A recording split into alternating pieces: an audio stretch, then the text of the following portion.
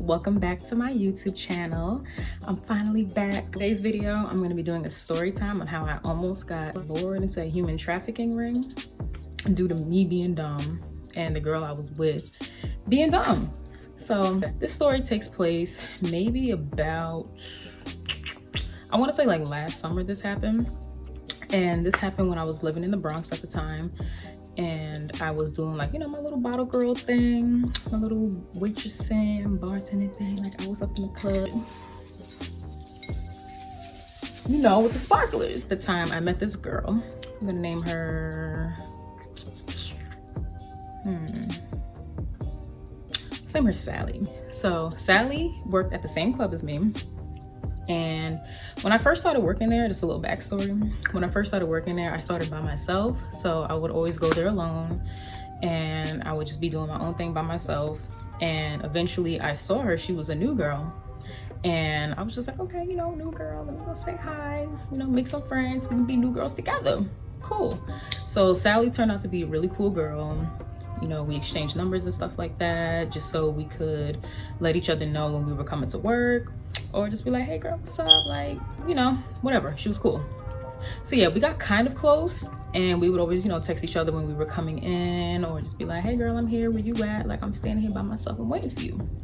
So there was one particular night we were working together, and she told me, she was like, hey, like this guy, like this promoter, he hit me up on Instagram and he was saying how, you know, he has a club out in Manhattan and, you know, they're looking for like new girls, new faces, that type of thing. I was saying that, you know, he wanted some new girls, some new faces, whatever. If she knew anybody, come in next weekend, you know, bring your friends, bring somebody cute, whatever.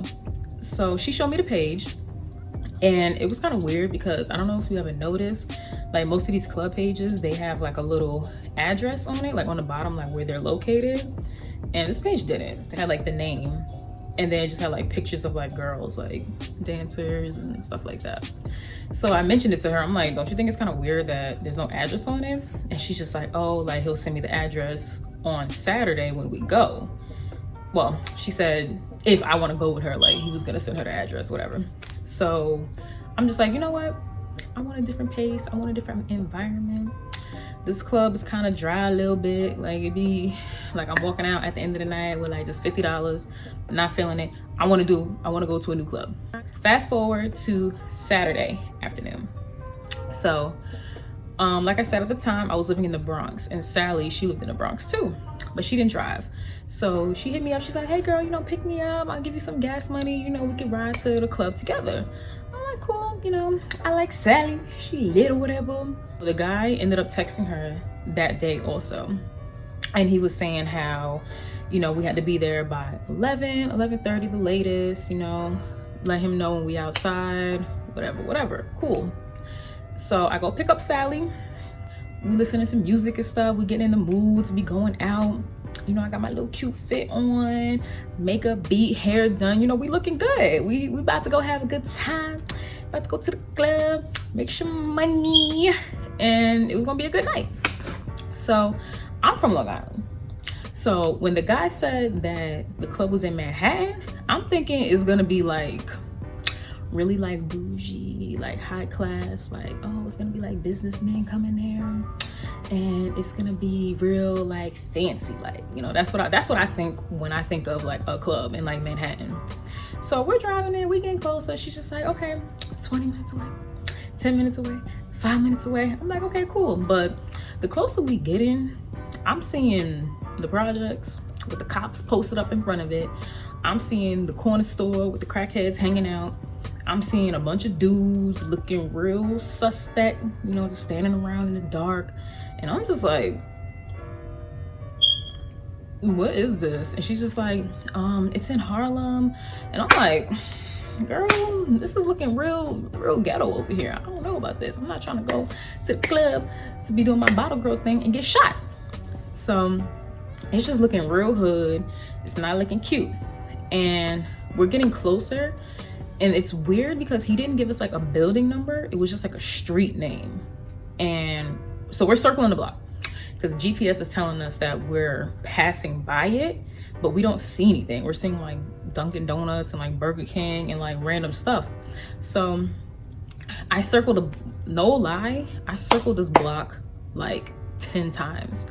There was no parking and we couldn't find the place. And the whole time I'm circling, she's calling this guy back to back. He's not answering the phone. So eventually I come back around and I pull up to almost, well, to where the GPS is saying we need to like stop. So I pull up on that block and I'm just like, yo, call this guy, because come on, like, we know we're circling the block. And at this point it's getting closer to 12. We're supposed to be there at 11. We can't find it. And now in my brain, I start thinking, I'm like, what if this is like a setup?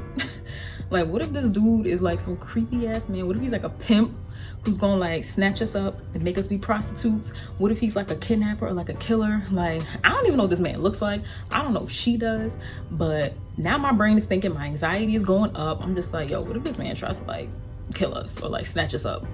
So I told Sally and she's just like, no, like, it's fine. Like, you know, I spoke to him on the phone. Like, he sounded legit. He was telling me how the club works and this and that. And I'm just like, all right, girl. Okay. So I'm waiting in the car. You know, we're waiting. She's calling him. Finally, this dude answers the phone and he's like, oh my God, like, I had to fix something, you know, in the bathroom and this was going wrong and that's going wrong. Oh my God, like, don't leave. Like, I'm gonna come outside. He's like, just come outside. Like, I'm gonna wave and then you guys just, you know, he's gonna help us find parking and let us know where the place is at.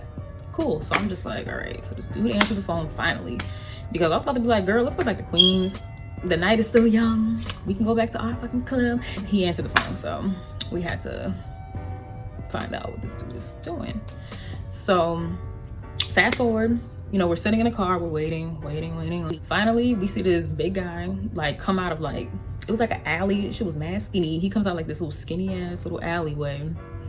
And he's like looking, first one, he's on the phone. So he's like this. So, and then her phone starts ringing. So I'm just like, that has to be the guy. She answers the phone or whatever, and she puts it on speaker so that way I can hear it too. And she's just like, hey, like, is that you over there, like the blue shirt, like that's like looking around? He's like, yeah, where you guys at? And she's like, oh, like, so she rolls down her window, waves her hand, he sees her. Okay, cool. So I pull up to the guy and he comes up to my car door and he's just like, hey, like, I'm so sorry this took so long. I had to fix this and fix that in the bathroom. And he was just weird. I don't know, he was stuttering. His story was the bathroom was flooding up and that's why he didn't answer his phone. So Sally, she's just like, hey, so where's the entrance at? You know, this is, you know, we see all these buildings, like, where do you go inside? Y'all, this man points to the alley. In my mind, I'm like, nigga, I'm not going down nobody's alley. No, not with your creepy looking ass. I don't know this man. So Sally's just like, she's like, down the alley? He's like, yeah, like, you know, I like to keep my club low key. I don't want a bunch of brokies and broke niggas up in my establishment. So, you know, it's real low key, invite only type of vibe. So I'm just like, so Sally's just like, okay, but there's really no parking. Like, you know, I think we might just leave. You know, it's already almost 12. And he's just like, no. Like, you girls are gorgeous. Like, I just need you guys to work in my club. Like, you guys are gonna make so much money together. This, that, and the third. So Sally, she was low-key feeling it, honestly. She was kind of just like, yeah, like, you know what, facts. You know, we're gonna park and we're gonna come inside. So then I chime in. I'm like, well, I circled this block like 3 times. I'm not from around here. I don't know how to find parking like that. So he's just like, just circle one more time. Like, you know, cars come out all the time. This is a really like packed neighborhood. It gets like that. So then Sally, thank God this girl said this. She was just like, hey, like, can I actually like see, you know, where the entrance is? So when we park, I know where to go. So first of all, that was smart, but dumb at the same time. Because girl, you really gonna go down this alley with this man that we don't know, who looks creepy, talking about the entrance is down the alleyway? I'm not going down no damn alley. So he was just like, yeah, come on. So I'm just like, I'm gonna wait for you here, girl. I'm gonna wait. You go do your little investigations. If you get snatched up, I'll call the cops. But I'm not going down there. Not me. No, not I. So I pull up a little bit to where the alleyway is. Sally hops out. She's just like, well, as he's walking, she's just like, girl, away from me, you know, just make sure nothing happens. I'm like, I got you, girl. Go on, I'll be here. So she gets out. She goes to go see where the entrance is with the guy, and I pull up to where I can see them. So they're walking. First of all, they walked far down that shit, and it was dark. Then I could barely see her. All I saw was her freaking shirt, and I couldn't even see homeboy. So homeboy goes into the building, and she's standing there like by the door, and it's like all I see is this. So, you know, she's talking, she's doing whatever. And then after a couple minutes, she comes back and she's just like, girl, we not doing this. This is not what we about to do. So I'm like, what happened? And she's just like, you know, I get to the door and it's dark back there. She's like, I can't even see what's going on. And she's just like, you know, I did hear music, but I couldn't see anything back there. And then she's like, once I got to the door, like, he was just like, you know what, you know, let your friend park, just come in, you know, she can meet us inside. Like, she clearly sees where the entrance is. Like, you're so beautiful. Like, I want you to get started working right away. Like, you know, just come inside. You know, we got drinks for y'all and stuff like that. And she just said she was just getting a weird vibe. She was not trying to go up in there by herself. And I don't blame her. Cause girl, you went in there, that man would have snatched you up. And you would have never been seen again. We would have been like on the news. Rest in peace, Sally. She was snatched. So she was just like, girl, we not doing that. And I'm just like, well, I was waiting for you to come back because I wasn't going in there. No. So then she was just like, you know what? Let's leave. This was a bad idea. This was not safe. Definitely wasn't. Not a good idea. So we ended up leaving. Homeboy was ringing down her phone as we was driving away in the distance, sending her text messages like, hey, like, what happened, beautiful? Like, are you still coming? She blocked him. Blocked that nigga. Goodbye. Toodaloo. Bye, sir. So then we ended up going back to our home club and we made some good money because it was a Saturday. So, you know, we was up in there doing our damn thing. And yeah, moral of the story is do not trust people, because this also happened during the time where all this human trafficking was going on, when girls was just getting snatched up off the streets and taken and kidnapped and all kind of unsafe, crazy things. So ladies, learn from us. Even when it comes to dating guys, like, you have to be careful. Like, you can't just be meeting up with whoever, because men out there, some men out there are creepy, they're weird, they'll try to snatch you, kill you.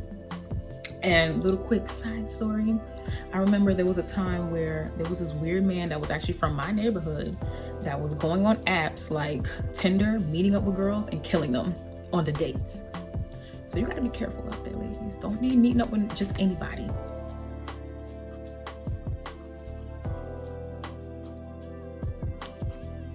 All right, y'all, so thanks for watching my video. Make sure you like, comment, subscribe, hit that notification bell, share my video with your friends, support your girl. And in the comments below, write down if you guys ever had a story with some creepy man, or like maybe somebody was following you home. Any weird stories you got, leave them down below. Thanks for watching.